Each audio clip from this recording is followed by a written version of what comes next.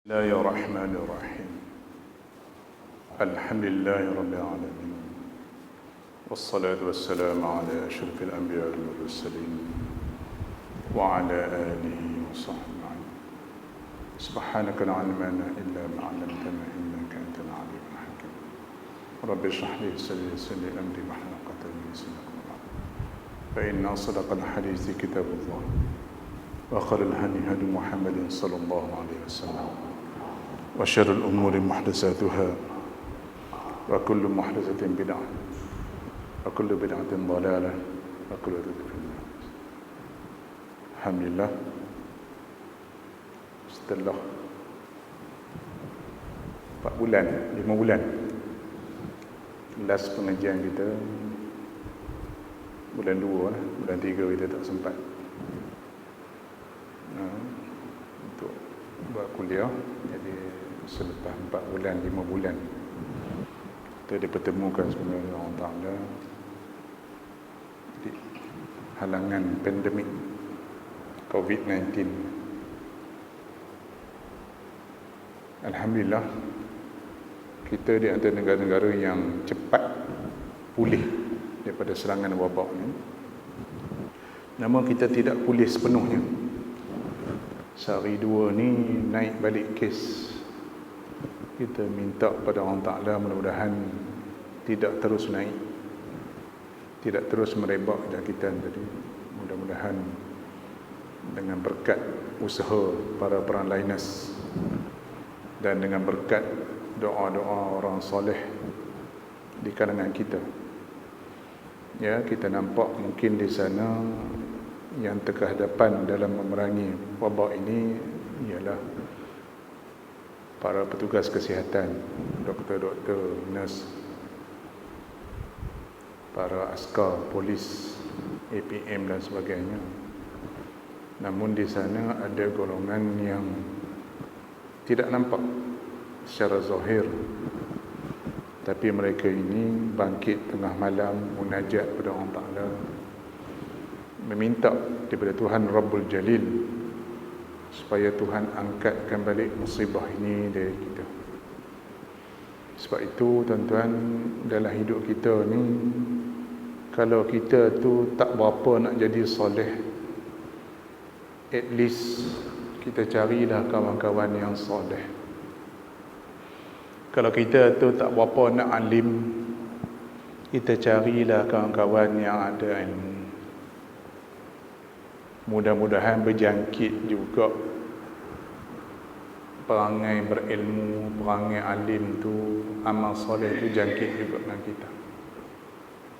Ni dah kita tu tak apa-apa nak ada ilmu, dicari pula yang lagi tak cerdik daripada kita.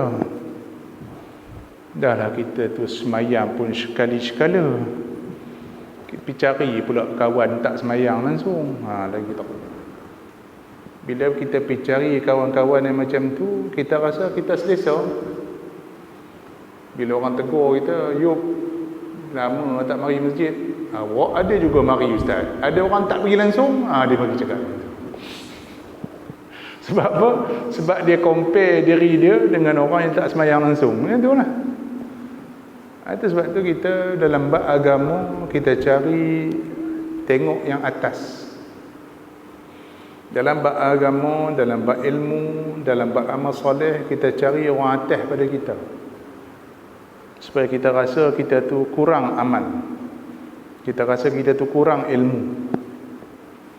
Sebab tu saya bila duduk di sana, Mesir sana, bila rasa malas nak pergi mengaji, malas nak telaah kitab, saya buka seorang ulama, tengok contoh tok-tok guru, macam mana mereka mujahadah cari ilmu, macam mana mereka mujahadah ibadat. Bila kita tengok mereka, Allah, kita rasa kita tu lemah, apa pun tak ada. Dia mari semangat balik main mengaji. Jangan kita tengok dah teruk pada kita. Dalam bab dunia pula, dalam bab nikmat dunia, dalam bab reta, anak pinak, jangan tengok lebih pada kita. Bila kita tengok orang lebih pada kita, tu yang tak pernah cukup, tak pernah puas hati. Laki kita beli peti bolehlah tinggi 6 kaki, lebar 2 pemeluk. Tengok jiran laki dia beli peti 8 kaki tinggi, 4 depar punya peti dia mula tak puas hati. Abang beli besar ni je, orang sebelah 2 depar peti ni. Itu dia. Lepas tu kita tak rasa tak cukup.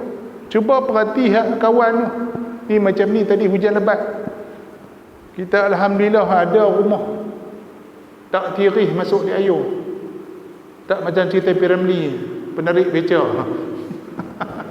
Kita tengok penarik beca, kita tengok masuk di air tirih langsung habis nasi, tak boleh makan. Alhamdulillah, buruk-buruk rumah kita pun ada rumah boleh bertahan pada hujan panas. Sebab tu saya secara fizikal dalam bab-bab ni saya suka compare dengan masa saya duduk sana dulu Mesir tu. Orang Arab ni yang miskin ni apa pun tak ada, ada selimut je. Betul-betul ada selimut je,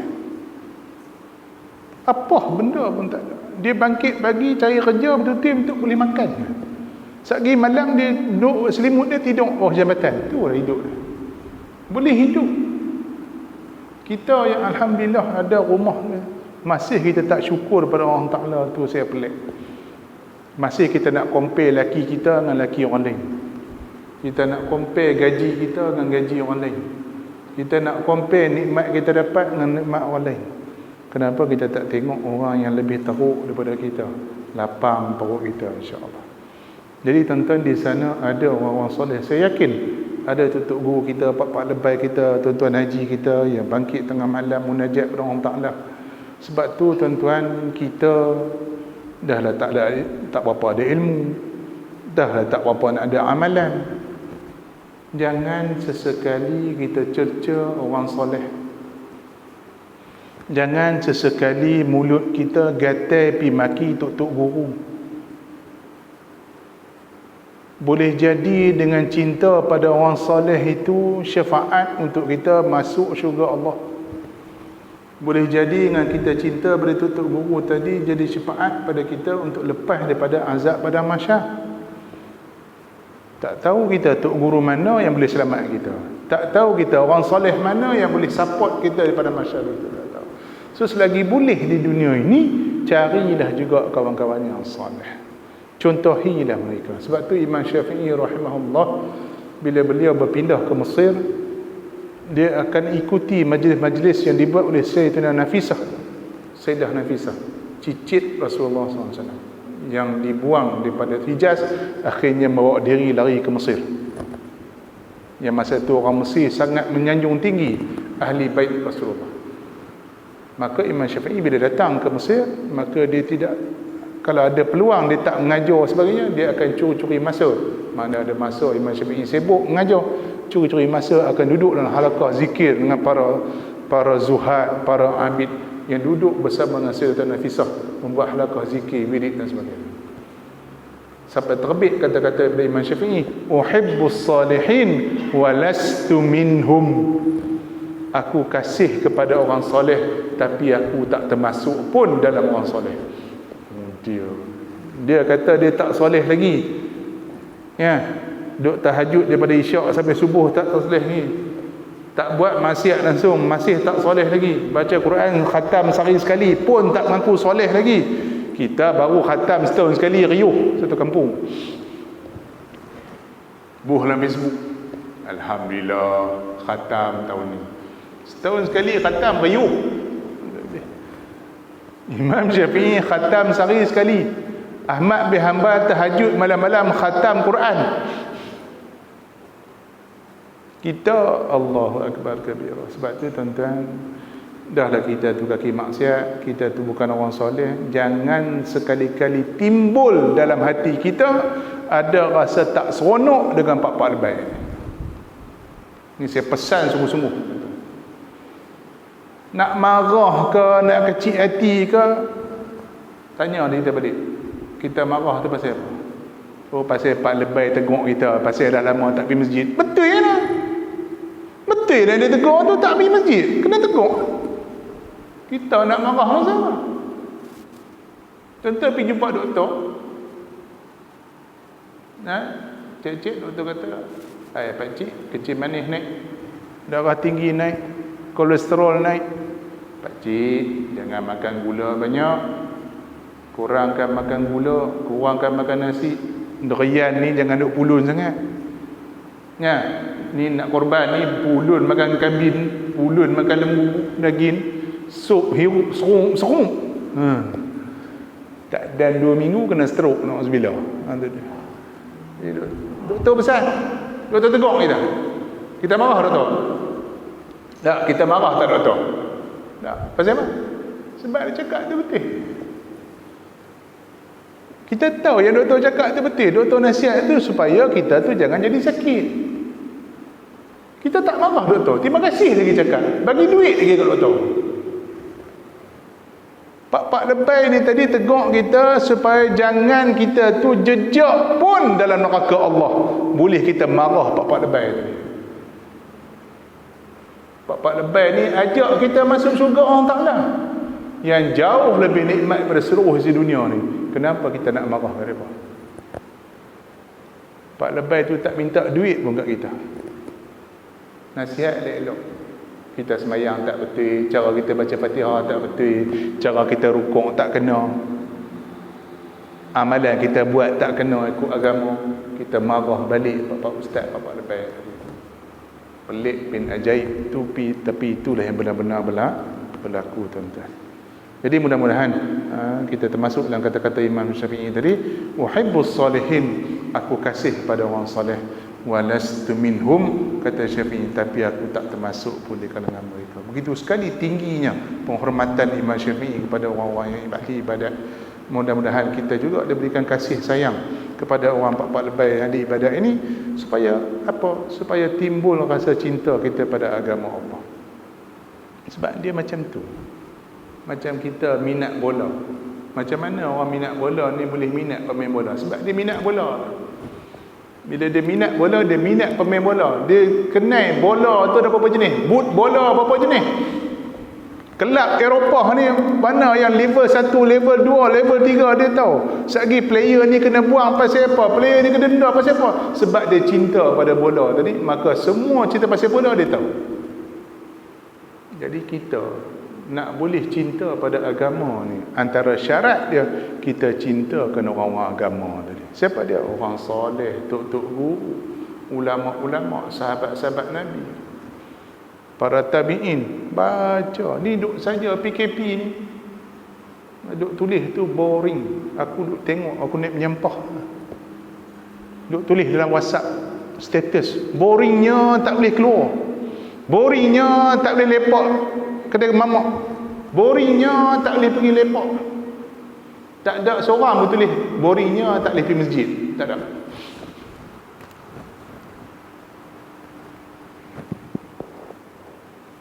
Tuan-tuan, apa maksud boring? Saya ulang balik. Lama kita tak revision ni kan. Apa maksud boring? Dia rasa tak tahu nak buat apa.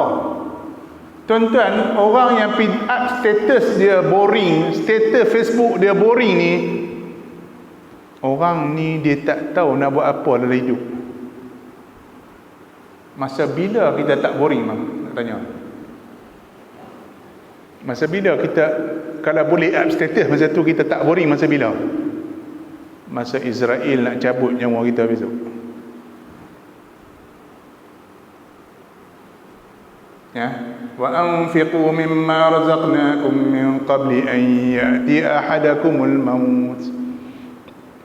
Dan infaklah pada jalan Allah Ta'ala sebelum datang kepada kamu mati, maut. Fa yaqulu rabbi laula akhartani ila ajalin qarib. Maka berkata orang nak mati di besok, ya Allah Tuhan aku, boleh tak postpone. Tak dapat setahun sebulan, tak dapat sebulan seminggu, tak dapat seminggu sehari, tak dapat sehari, sejam pun jadilah. Ila ajalin qarib fa asaddaqa wa akum minas salihin. Aku akan bersedekah, aku akan jadi orang baik. Ni Tuhan bagi masa. PKP duduk kat rumah buat apa? 3 bulan buat apa? Boring, tak tahu nak buat apa. Awak dah confirm masuk syurga dah?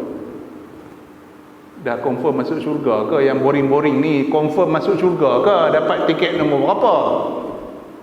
Tak ada tiket ke ustaz? Ambil Quran baca lah, ambil tasbih wirid lah. Tak usah duk tengok peti rumah orang ke dah. Tak usah duk belik langsir rumah orang ke dah. Orang yang ada masa nak belik peti rumah orang, ada masa nak belik menantu orang tu gemuk ke kurus, orang ni pada saya dah confirm masuk syurga. Sebab tu dia relax. Sebab tu dia boleh up status dalam Facebook dia boring. Boring ada dunia ni. Mana dia confirm masuk syurga. Sedangkan orang yang ada ilmu, orang yang cari ilmu, orang yang cari ibadat, pada dia masa yang Tuhan bagi tak cukup bagi dia. Apa kata Imam Syafi'i? Kalau aku masa aku dengar ilmu, kata Syafi'i, tak cukup dua telinga aku ni, tak cukup. Kalau boleh satu badan aku ni telinga, supaya aku rasa nikmat menuntut ilmu Allah Ta'ala. Sebab tu dia alim. Kita dengar ilmu lena habis. Baru Tok Khatib baca khutbah, Allah Alhamdulillah lena. Baru Alhamdulillah lena. Bila sedar? Tok bila kamat Allah Akbar, Allah Akbar, baru bangkit. Tu tara khutbah PKP 15 minit pun lena. La ilaha illallah. Pasal apa? Pasal hati kita tak mau dengar kalamullah. Hati kita tak mau dengar sunnah Nabi. Hati kita tak mau dengar ilmu. Pasal apa? Jahil. Keakat dah penuh. Keakat dah penuh. Sebab tu kita tak mau dengar nasihat ulama. Sebab itu kita tak mau dengar nasihat orang soleh. Tak mau dengar kita. Tu je. Sebab tu timbang balik dari kita tuan-tuan. Kalau kita rasa tak mau dengar orang mengajar, tak mau dengar orang mengaji, tak mau dengar Quran, cek baliklah. Ada penyakit dalam diri kita sebenarnya. Karat dah tepat dalam hati kita. Sebab tu telinga kita tak mau dengar ilmu. Mata kita tak mau tengok. Berbulu je tengok muka Pak Lebay. Tengok ustaz-ustazah ni pakai tudung labu, berbulu je mata kita tengok. Ada je tak kena. Ustaz tu ngajar slow sangat lah. Salah juga. Ustaz tu ngajar deras pula. Salah juga. Aku dah tu. Derasnya ustaz tu ngajar. Salah juga. Mari ustaz slow pula. Slow sangat. Salah juga. Ada tu imam baca panjang. Salah juga. Ada tu imam baca pendek. Salah juga. Semua orang salah. Kita je betul. Inilah. Pasal apa? Pasal dalam hati kita tu ada penyakit. Bila hati kita penyakit, dia mari ke mata, dia mari ke telinga. Dia jangkit. Dia nampak orang semua jahat. Dia nampak orang semua tak betul. Yang pelik tu nampak Pak Lebay tak betul. Yang dia tu semayang pun sekali-sekala. Okey. Okey. Ini dah tentu. Na'udzubillah. Jadi mudah-mudahan ni dah lama dah kita PKP ni, alhamdulillah ada kesempatan kita untuk mai ke masjid surau. Datanglah mengaji balik. Duduk dengan para salihin, Pak Lebay itu imam kita ni. Ya, sebab Tuhan akan menghidupkan hati kita yang mati dengan duduk dengan orang soleh. Jalisil ulama, kata para ulama. Jalisil ulama, duduk-duduklah kamu untuk guru. Pasal apa? Bila duduk untuk guru ni, Tuhan akan hidupkan balik hati kita yang dah mati ni. Bila kita dengar nasihat Tok Guru kita, Tok Imam Pak Lebay kita. Dah lah tu. Duk sembang kedai kopi macam Kota Lama ni kita yang punya. Duk sembang kedai kopi tu macam satu Kuala ni dia punya. Tuntang. Tu tanya berapa juta dalam bank? Tak ada. Hutang motor tak boleh bayar.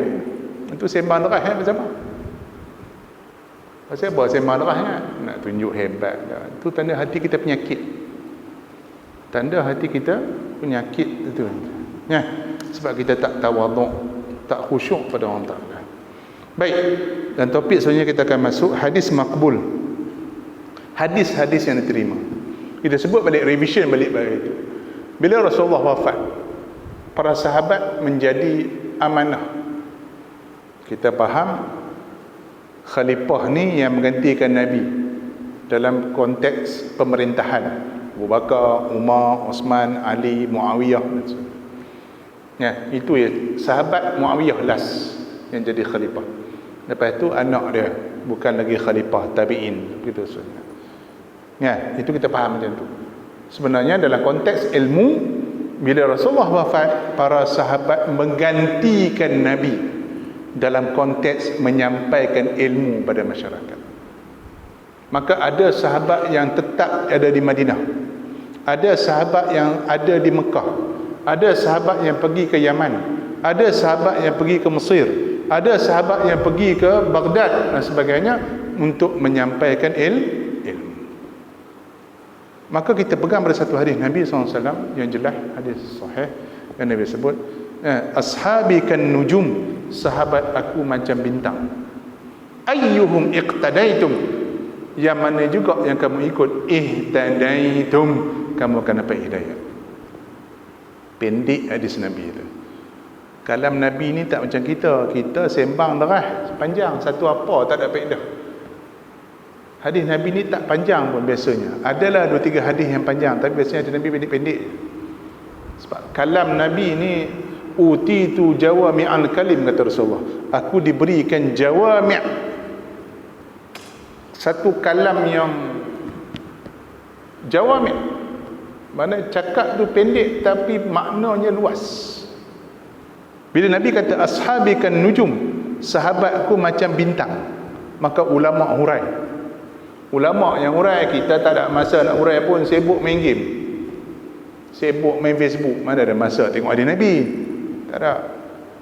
Sebab tu saya fikir juga masa saya budak-budak tu, masa mengaji sekolah Arab tu, kenapalah gamaknya Nabi ni tak jadi daripada orang Melayu kan?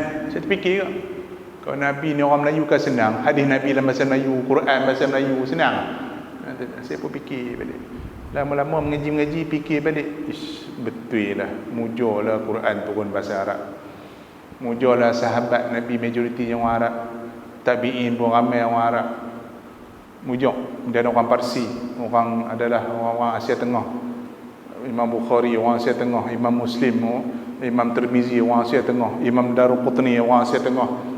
Banyak orang Asia Tengah. Gohik Gostan ni cerita Piramli tu. Kazakhstan, Turkmenistan, itulah orang situ lah. Orang Samarkand ni orang sana Asia Tengah. Orang ni yang banyak menyampaikan ilmu hadis, menyimpan khazanah hadis. Saya fikir balik, betul, mujur Quran tak, mujurlah Nabi ni bukan orang Melayu. Saya rasa kalau Nabi orang Melayu, sahabat orang Melayu, hilang habis dah hadis,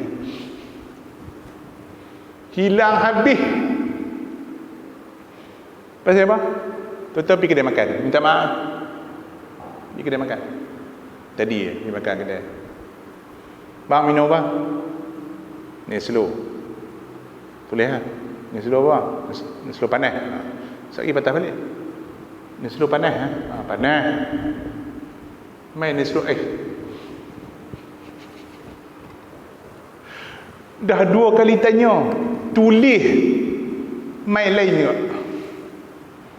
Tuan-tuan bayang, kak bayang kalau orang Melayu riwayat hadis, agak-agak kalau orang Melayu riwayat hadis, unggah tak dan satu generasi hilang, buyuk. Saya tanya tuan-tuan, simple, kubur antuah ke mana? Kubur antuah ke mana? Ada kata kat Melaka, ada kata kat Pahang, ada kata dah hilang, tak jumpa, tak tahu. Hantuah meninggal lebih kurang tahun 1500, lebih kurang lah Masihi, lebih kurang dengan kita 500 tahun lebih, 520 tahun macam tu lah, lebih kurang lah 500 tahun, baru 500 tahun. Kubur dia tak berapa nak confident tu, kata jauh lah hantuah ni orang Perak. Saya tanya tuan-tuan, semalam baru kemarin pergi tengok kubur Tok Temung. Saya tanya tuan-tuan, kubur Tok Jawang mana? Kubur Tok Jawang, Tok Teroso. Tok Teroso mana tang apa ustaz? Tu dia. Tok Teroso tu mana tang apa? Dia tanya kita balik. Nah. Tok Jawang, Tok Teroso ni siapa dia? Tak tahu. Tak tahu. Baru Baru tanya itu Ngah Ibrahim. Ngah Ibrahim ni bukan jauh sangat, tahun 1800, 1900 yang tu ya. 1900 lebih, bukanlah jauh sangat dengan ziarah kita Perak. Lah kubur dia pun tak tahu. Itulah bawa mai Ngah Ibrahim bawa mai taping. Lah pengkaji ziarah pi kaji lagi balik, pi tanya cicit dia, dia kata tu bukan tok wan kami.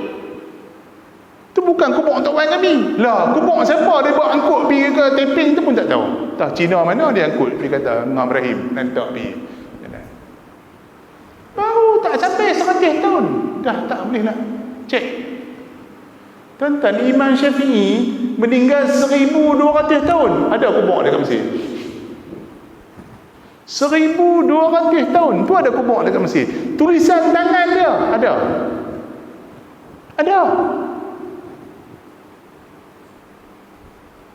Itu masa saya pergi pameran artifak Rasulullah buat kat Al-Ustaz. Saya kata kat bini saya, jom, bukan senang ni nak pergi tengok artifak Rasulullah. Saya pun pergi. Kebetulan hari saya pergi tu Timbalan Mufti Selangor pun datang nak jadi rezeki tu. Timbalan Mufti Selangor pun datang. Saya tak perasan dia. Saya pakai, tuan-tuan tahulah, kalau tuan-tuan tengok saya kat luar tak nampak macam ustaz pun. Nampak macam Nuri Getah mana, tak tahu Bangla mana gitu. Jadi saya pun macam tu lah. Pergi pameran pakai track suit, pakai t-shirt. Parti mai orang cuit sebelah. Masa macam kenal je. Masa macam kenal. Saya ni masalah memori. Virus dah banyak masuk. Dia tengok masa macam kenal. Siapa dia? Recall siapa dia? Tengok ada 2-3 orang escort dia. Ini bukan jalan-jalan orang ni. Bukan jalan-jalan ni. Ini ado-ado punya orang ni. Teringat balik. Dr. Nahau P, Timbalan Mufti Selangor. Baru teringat member Mesir tu. Baru teringat. Yang duk guard dia tu duk tengok saya. Tengok. Ni Bangla mana kata. Pergi sembang nanti Timbalan Mufti. Tengok aku. Member tu kata, ni Ustaz Rais Pesyarah Yusas. Apa aku salah? Salah. Awak pelik kan? Dia gelak. Tak apa. Jadi dapatlah sembang sekali, duk jangan dengar sembang.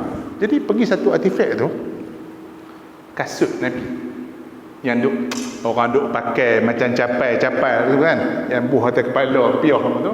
Saya tengok depan-depan, kita duk ingat bila pameran ni bukan original. Apa kita panggil? Yang tiruan-tiruan ni dibuat lain tu. Bukan original. Sembang-sembang dengan yang bawa pameran, dia bisik kat ustaz tadi, dia Muti, ustaz ni hak original. Ni hak original, kasut Nabi sungguh. Bukannya tiruan. Ya Allah. Kata pasal apa sebenarnya?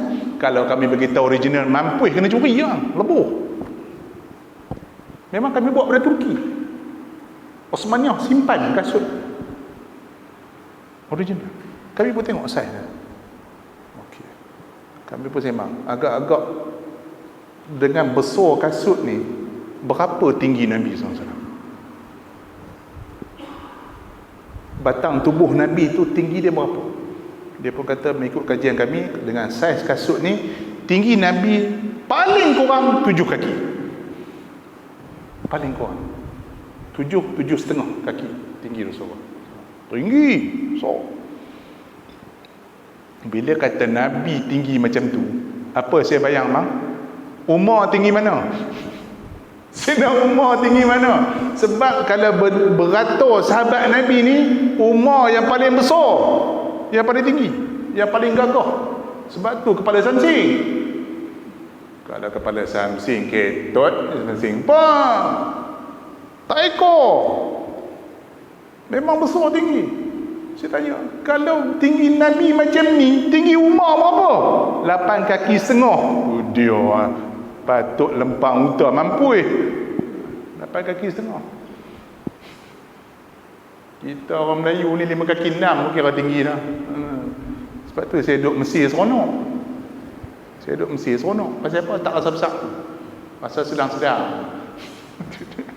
Cari baju pun senang, cari seluar pun senang. Balik Malaysia, cari seluar pun susah. Seksa. Susah. Dan rasa besar. Baik. Jadi sahabat Nabi tadi mewarisi ilmu. Jadi kata ulama, ashabikan nujum, sahabat aku macam bintang tu, kata ulama, ada dua makna. Satu maksudnya ramai. Macam mana bintang tu banyak, macam itulah maksudnya sahabat Nabi ramai. Satu. Ada ulama kata tak, maksud bintang tu sebab orang dulu nak jalan tengok bintang. Bintang ni ada yang tunjuk arah timur, ada bintang tunjuk arah utara. So dia takkan lari. Siapa yang ikut bintang timur, dia akan jumpa sampai ke timur. Dia tahulah mana barat, mana utara, mana selatan. Ni orang falak, dia tahu. Dia tengok bintang timur, dia tahu mana selatan, utara. Kita tengok saja bintang, pekak. Tengok saja, apa tak tahu. Kita tengok bintang, tahu. Tuan-tuan, orang Melayu dulu dah boleh tengok bintang. Boleh pusing dunia tengok bintangnya. Tak payah pakai kompas. Sebab tu orang Melayu tak buat kompas. Sebab tak perlu kompas. Mak Saleh bodoh tu, dia buat kompas. Dia pun kata, tengok kami orang pandai buat kompas. Hang lah bodoh. Sebab tak kerti tengok bintang. Tak kerti tengok mana timur, mana utara, selatan, barat. Kena pakai alat baru tahu. Orang Melayu dulu, orang Arab dulu, dia tak perlu. Dia tengok bintang, dia tahu lah. Cekak. Tahu hala angin pergi mana. Mana orang Melayu dulu hebat. Pedagang-pedagang Melayu dulu hebat. Kita baca buku sains. Siapa buat kompas? Mak Saleh. Siapa pusing dunia? Macmillan. Vasco da Gama. Marco Polo. Ni lah masalah kita. Maka muka kita tu pun kiblat Mak Saleh. Itu ziarah kita. Masalah. Ya. Ubahlah mentaliti kita tu, ubah. Jadi kata ulama, ashabikan nujum tadi maksudnya sahabat Nabi tu macam bintang. Kita ikut yang mana pun, bintang utara betul kita tahu mana utara selatan, ikut bintang timur kita tahu mana barat utara selatan. Jadi sahabat Nabi yang seramai itu, kita ikut siapa pun betul. Ada ulama yang ikut Ibnu Abbas yang duduk di Mekah, menyebarkan ilmu di Mekah. Ada ulama yang ikut Ibnu Umar yang stay di Madinah. Ada ulama yang ikut Muaz bin Jabal yang stay di Yaman. Ada ulama yang ikut Ibnu Mas'ud yang turunnya mazhab Abu Hanifah. Abu Hanifah ikut daripada Syekh Ahmad, daripada Syekh Imam Nakhai, daripada ikut Ibnu Mas'ud sampai pada Nabi SAW. Imam Malik ikut daripada Nafi'. Nafi' ni siapa dia? Anak murid ataupun khadam kepada Ibnu Umar radhiyallahu anhu. Syafi'i ambil daripada Imam Malik. Di Mekah, Imam Syafi'i ambil daripada Sufyan Sauri, yang ambil daripada sanad Ibnu Abbas radhiyallahu anhu. So masing-masing sampai pada sahabat, masing-masing sampai pada Rasulullah. Maknanya pada zaman sahabat lagi sudah berlaku khilaf dalam fiqh. Saya sebut balik hari itu. Tuan-tuan jangan salah faham. Tuan-tuan jangan ingat bahawa ilmu hadis timbul dulu. Ilmu hadis timbul kemudian. Hadis itu timbul secara praktikal sebelum timbulnya teori. Tabi'in ambil daripada sahabat dengan nama fiqh. Amalan. Nabi semayang macam mana? Nabi ambil wuduk macam mana? Tak timbul nama hadis ni sahih dah. Tak. Sebab sahabat Nabi semuanya udul, diterima pakai dalam hadis. Baik, bila baru timbul sahih tak sahih? Zaman Bukhari baru timbul. Ada orang penipu dalam sanad, ada orang ngaku tok guru tapi bukan tok guru, ada yang kata dia pergi jumpa syekh tapi tak jumpa, dia jumpa orang lain, dia kata dia ambil pada syekh tu. Tok syekh dia kaki ketum, contoh, tak ada lah masa tu ketum. Jadi Dia pun Tok Syekh dia kaki ketum. Jadi kalau dia sebutlah sanad dia, aku ambil daripada Syekh sekian-sekian, orang kata Tok Syekh dia kaki ketum. Nah, so orang tak pakai hadis tu. Dia pergi tukar nama, pergi ambil Tok Syekh lain buat tempat tu. Pun jadi banyak kes berlaku. Maka ulama susun balik ilmu hadis. Maka timbullah kitab-kitab hadis yang banyak. Selepas itu baru timbul mustalah hadis. Nama ilmu mustalah hadis yang disusun oleh Imam Hakim Naisaburi, pengikut besar dalam mazhab Syafi'i. Disusun oleh Ibn Salah, juga tok guru besar dalam mazhab Syafi'i. Disusun oleh Imam Nawawi, juga tok guru besar dalam mazhab Syafi'i. Disusun oleh Khatib Baghdadi, juga tok guru besar dalam mazhab Syafi'i. Sampailah pada Ibn Hajar Asqalani, juga tok guru besar dalam mazhab Syafi'i. Disusun oleh Imam Sayuti, juga tok guru besar dalam mazhab Syafi'i. Who are you? Soalan saya tanya. Who are we? Kita ni siapakah? Baru ada diploma hadis ya. Baru ada belajar PhD hadis ya. Orang ni tak betul, orang ni tak betul, ni kacau. Hak tu kacau. Tu dia.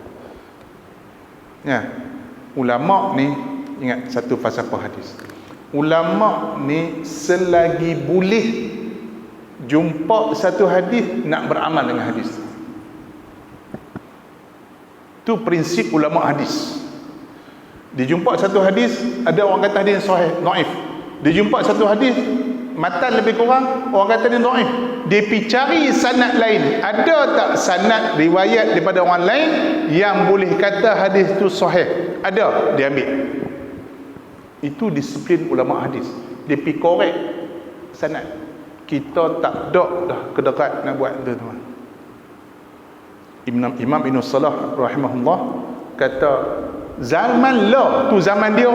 Ibn Salah hidup tahun Allahumma salli alaihi wasallam lebih kurang tahun 600 Hijrah. Dan ni tahun berapa?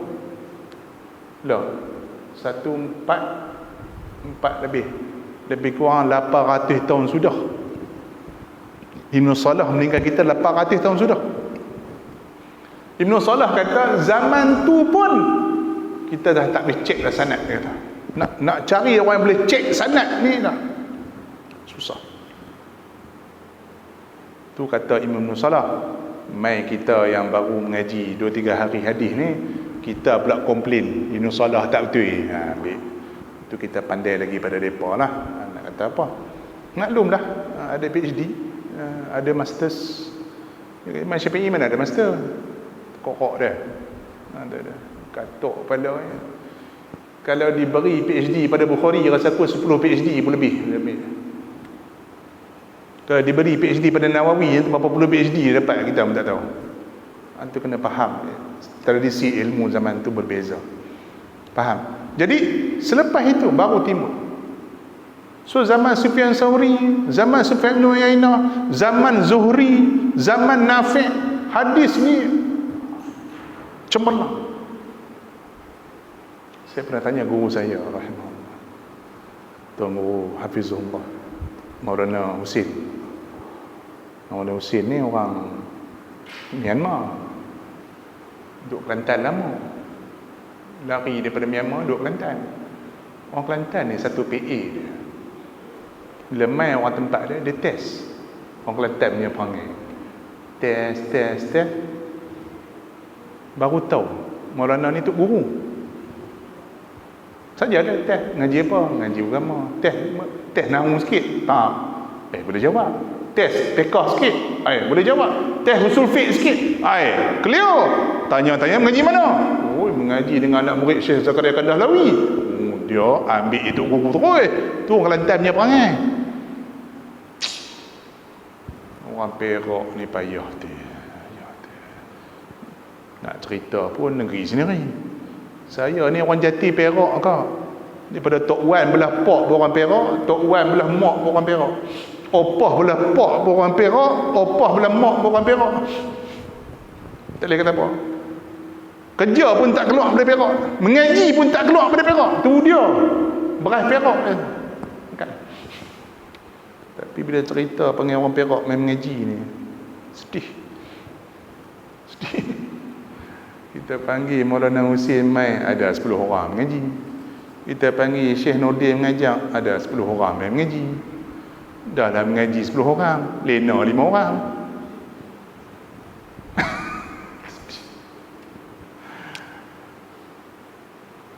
Syekh Nordin ni balik pada Mesir, orang Kedah ambil buat tok guru, buat nak angkat, buat pak angkat jadi tok guru.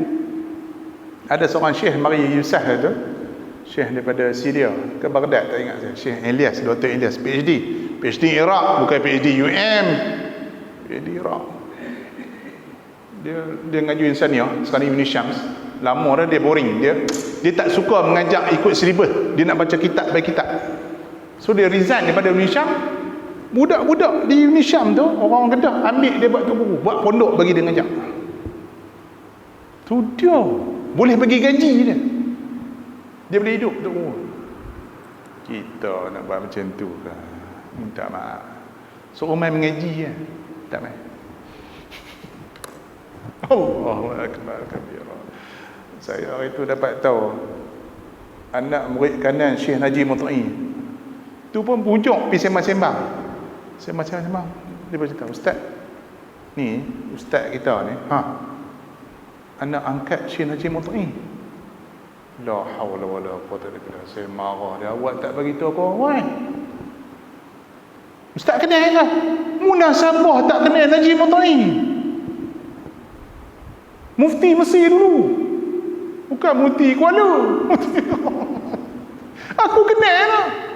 Pasal apa tak bagi tahu? Kan ustaz tak kenal. Anak murid kanan Syekh Najib Mut'i ada di Padang Tengah di Lubuk Mombau, tinggal. Saya kata orang main ngaji tak kan tu Syekh? Dok. Elok. Bagus. Tu. Ni di Ipoh ada seorang lagi. Anak murid kepada Syekh Hasim Padang ada di Ipoh. Kami panggil mengajar. Ada 2-3 orang main ngaji. Nak kata apa? Orang tak mau mengaji. Orang tak mau. Tanya Syekh Yasin siapa dia? Tak kenal. Syekh Yasin Padang ni tuan-tuan, antara guru pada Syekh Ali Jumaah, Mufti Mesir itu. Antara tok guru dia Syekh Yasin Padang, orang Melayu. Dia tok guru hadis di Mekah. 2 minit. Tu Melayu dah jadi Arab. Jadi disiplin ilmu hadis ni kena tinggi. Jadi saya pesan pada diri saya tuan-tuan, duduk-duduk saja kan, ambil sikit-sikit, satu hari satu hadis, satu hari tu hadis, ambil sikit. Kitab ni dia banyak cerita bab mustalah hadis dulu, lepas tu ujung-ujung baru cerita hadis Nabi, sebab nak bagi tahu kenal hadis-hadis. So secara ringkas, sahih, hasan, dhaif, dapat hari ni insya-Allah. Ya, ada hadis yang boleh terima, hadis tak terima. Tapi saya sebut tadi, disiplin ulama hadis, dia cuba cari jalan nak boleh amal dengan hadis tu. Hari ni terbalik. Hari ni ustaz-ustaz yang kata pandai hadis ni terbalik kot.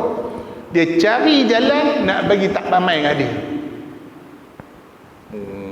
Baik. Ni kacau kita. Kacau. Disiplin kita dah tak sama. Ulama hadis punya disiplin, dia cuba cari jalan nak boleh kita ambil istifadah dengan hadis tu.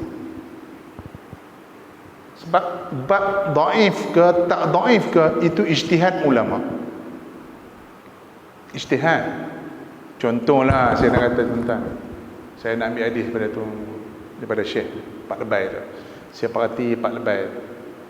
Pak Lebay tu isap rokok, saya tak pakai. Saya yang nak kumpul hadis, saya tak pakai. Pasal apa? Pak Lebay tu isap rokok. Tuan-tuan ingat zaman tu ada isap rokok? Saya tanya tuan-tuan lah, kurun pertama, kurun kedua, agak-agak masa tu ada tak orang isap rokok? Tak ada. Ketum? Lagi tak ada. Dua lepak-lepak tak semayang. Agak-agak zaman tu untuk guru hadis tak semayang. Tak kot. Habis kualiti ulama hadis yang ada zaman tu, nak kata tu sahih tak sahih, dia tengok rawi tu. Bukhari dia tengok sungguh. Tak boleh harap ni. Tak boleh harap. Follow. Tengok ubat sikit je. Pakai piah putih, gelak huah-hui, tolak. Contoh.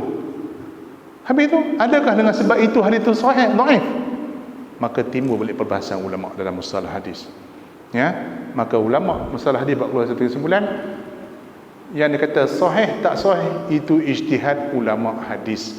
Ada ulama yang begitu strict. Baru nampak sikit, baru isap rokok je. Baru gelak kuat sikit je, tolak. Baru semain jemaah lambat je, tolak. Agak-agak kalau zaman law ni, rasa aku satu hadis tak boleh pakai. Tok Imam isap rokok. Dah isap rokok, naik motor tu. Lepas tu sembang kedai kopi, gelak huawi, lagi tak boleh pakai. Jenuh. Kita pun hantar dia jawab agama. Tok Imam tak boleh pakai. Pasal apa? Duduk gelak tengok wrestling. PTA kata tu bukan salah. Tak boleh. Zaman Bukhari, anda kira zaman Bukhari, mampu kita. Maka sebab tu kita kena buka ilmu hadis ni dengan pemikiran yang terbuka. Sebab dia sangat luas perbahasan. Ya, jangan kita sempit-sempit pada otak kita. Yang jadi masalah hari ni, yang sampai kita terlampau rigid menghukum ulama tu ulama ni, sampai ada yang hari ni dah ada timbul satu golongan yang pergi cek balik Bukhari. Ada Imam Bukhari pun tak betul. Mampu. Kalau dia kata Bukhari pun tak betul, habis cerita. Ya. Kita hari ini cuma mengkaji sanad mengikut pandangan ulama dulu. Kita tidak ada kemampuan dah untuk cek betul ke tak orang ulama dulu kata. Sebab kita tak ikut zaman tu. Bukan kita duduk zaman tu. Kita cuma nukil kata-kata ulama saja, itu saja. Kita sangat berhutang kepada para ulama dulu, yang mana kalau tidak kena ulama dulu kita jahil tentang ilmu Allah Taala. Bismillahirrahmanirrahim. Alhamdulillahirabbil wassalatu wassalamu ala asyrafil anbiya. Allahumma nawi qul rahman rahimin. Allahumma al haqqa haqqan wa al batila batila.